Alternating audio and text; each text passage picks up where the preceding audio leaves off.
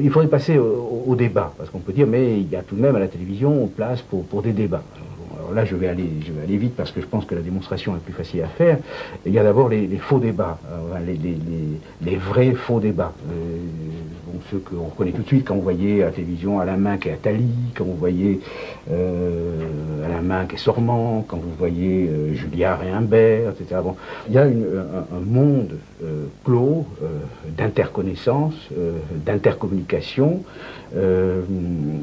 qui est dans une logique d'auto-renforcement permanent. Bon, ce sont des gens qui se voient entre eux, qui se confirment, qui s'opposent, mais de manière tellement convenue. Alors, il y a des débats apparemment vrais. Bon, et je vais en analyser un assez rapidement. C'est bon, c'est un exemple que j'ai pris. C'est le débat organisé par Cavada pendant les grèves de novembre. Bon, c'est un débat qui a toutes les apparences du débat démocratique. Bon, et c'est pour ça que je l'ai pris, pour pouvoir raisonner a fortiori. C'est le plus mauvais exemple pour ma thèse. Donc je pense que si je convainc à propos de cet exemple, a fortiori on pourra faire ça sur le débat de Bilalian, qui lui était caricatural, tout le monde s'en est aperçu, bon, ou sur les débats ordinaires. Quand on regarde ce qui s'est passé à ce débat, et là je vais procéder comme j'ai fait jusqu'à présent, je vais aller du plus visible au plus caché, on voit une série d'opérations de contraintes, de censure. Bon, premier niveau, le rôle du présentateur. Alors ça, c'est ce qui frappe toujours les spectateurs. Les spectateurs voient bien que le présentateur fait des interventions contraignantes. Bon, c'est lui qui impose le sujet, c'est lui qui impose la problématique. Par exemple, dans le débat de Durand, il y avait « Faut-il brûler les élites ?» C'est assez raffiné. Tout le monde sait que on sait d'avance la question, c'est une question tellement absurde que bon, la réponse oui ou non sont également absurdes. Enfin, bon. Donc, il impose la problématique, il impose les questions précises, au nom du respect de la règle du jeu. Hein, alors évidemment, le respect de la règle du jeu est à géométrie variable. Ça serait facile à démontrer. La règle n'est pas la même quand il s'agit d'un syndicaliste, quand il s'agit de M. Perfit dans l'Académie française, etc. Bon, il distribue la parole. Il distribue les signes d'importance, ce qui est alors là extrêmement important.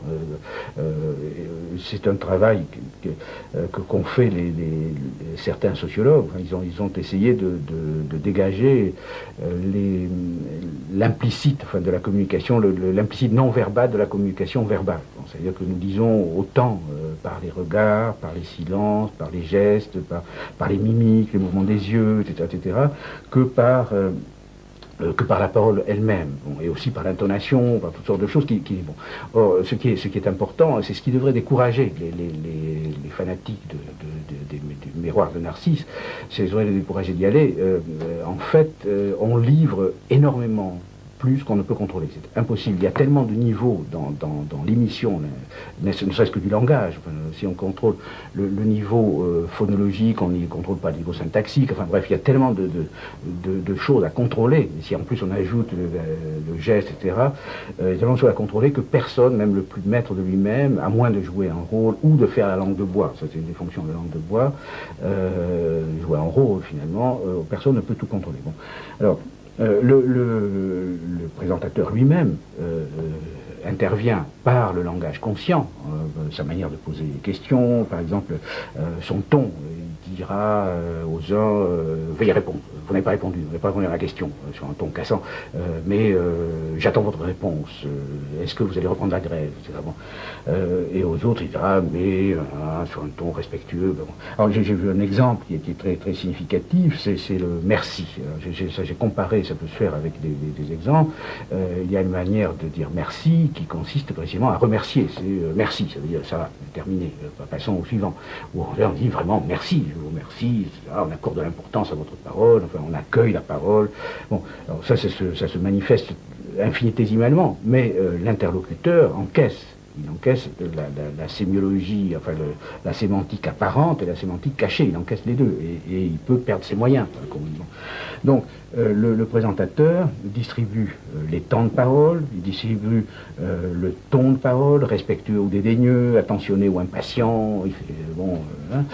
Par exemple, il y a une façon de faire ouais.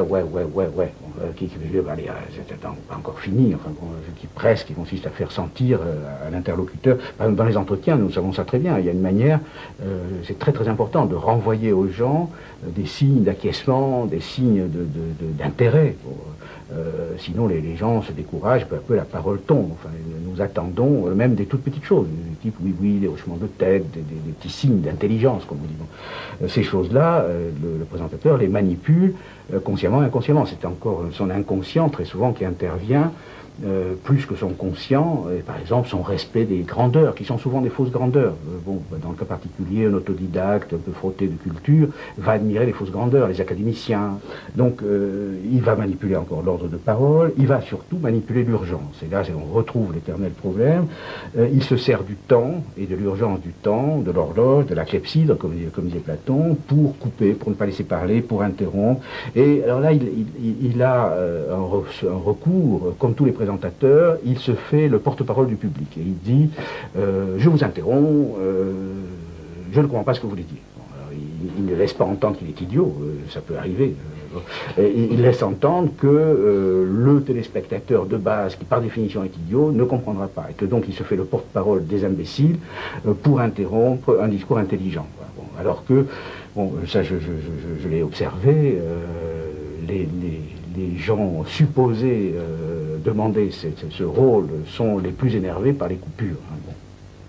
Les apparences de l'égalité sont respectées, et on peut dire, dans le cas particulier, parce que ça pose un problème tout à fait important du point de vue de la démocratie, que, évidemment, tous les locuteurs ne sont pas égaux sur le plateau. C'est évident que quand vous avez des professionnels du plateau, c'est une habitude, etc., des professionnels de la parole et du plateau, et en face d'eux, des amateurs, ça peut être les grévistes qui autour d'un feu de bois, etc., évidemment que c'est une inégalité extraordinaire, et que pour arriver à un tout petit peu d'égalité, il faudrait que le présentateur soit inégal, c'est-à-dire qu'il assiste, bon, comme nous avons fait nous dans notre travail.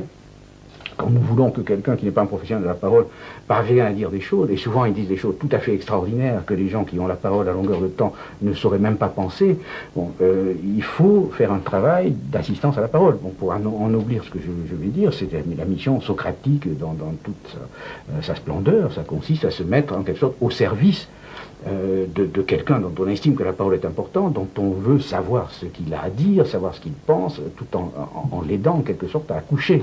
Bon. Or, c'est pas du tout ce qu'ils font. Non seulement ils n'aident pas les défavorisés, si on peut dire, mais ils les enfoncent.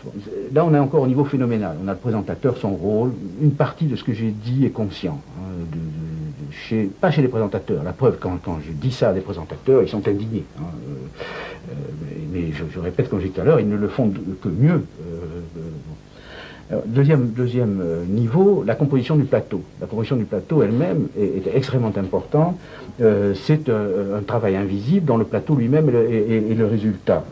Par exemple, il y a tout un travail d'invitation préalable. Il y a des gens qu'on ne songe pas à inviter. Bon, il y a des gens qu'on invite et qui refusent. Il y a toute une série bon, le plateau est là, et c'est une illusion anthropologique. Enfin bon, le perçu cache le non perçu. Bon, et on ne voit pas dans un perçu construit les conditions sociales de construction. La composition du plateau est importante, parce que c'est là que c'est la limite, c'est les face-à-face, où on dit, monsieur, vous avez 30 secondes, vous avez consommé vos 30 secondes, on ostente enfin, l'égalité, et le présentateur sonne comme un arbitre. Mais c'est toujours, la règle est toujours celle-là, je suis là pour que tout soit égal. En fait, le nombre d'acteurs, par exemple, il y avait deux catégories sur ce plateau. Il y avait des acteurs engagés.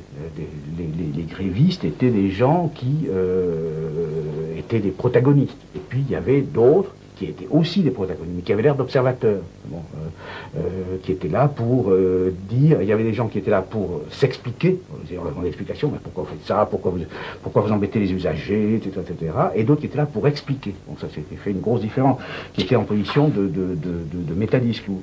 Bon. Alors, dernière propriété invisible de cet espace, c'est la logique même de ce que du jeu de langage, comme dit le philosophe. C'est-à-dire qu'il y a des règles tacites, enfin, de ce jeu qui va se jouer, et chaque univers social où se passe du discours a une structure telle que certaines choses peuvent se dire et d'autres non, etc.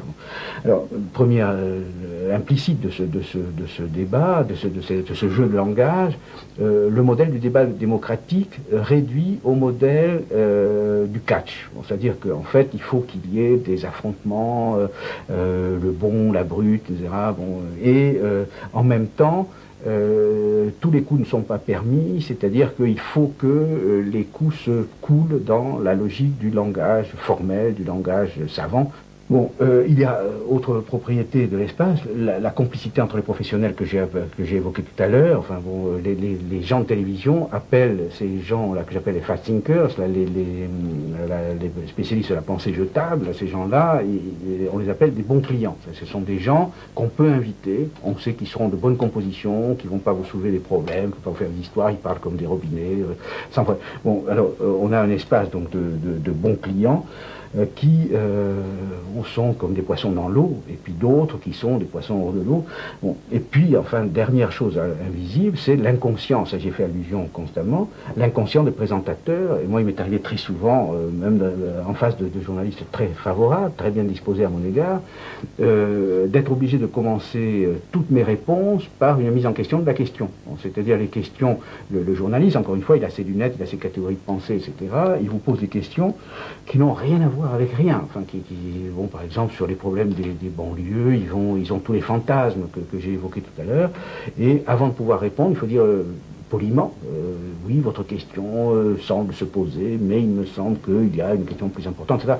Et quand on n'est pas un tout petit peu préparé, on répond à des questions qui ne se posent pas, qui ne se posent que dans la tête des journalistes,